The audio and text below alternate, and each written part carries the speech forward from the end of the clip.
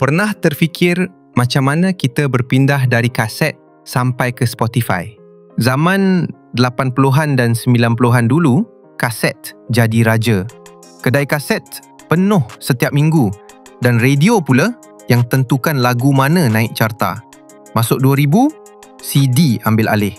Bunyi lebih jernih dan jualan fizikal melonjak. Tapi bila internet datang, semuanya berubah.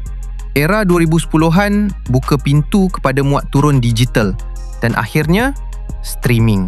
Sekarang, kejayaan artis bukan lagi tentang jualan album, tapi berapa juta streams dan siapa masuk playlist. Model muzik pun berubah. Dari jual produk ke jual pengalaman. Dari kaset di pasar malam ke playlist di telefon. Cara kita dengar muzik Malaysia takkan pernah sama lagi. Like, share dan subscribe. Bye.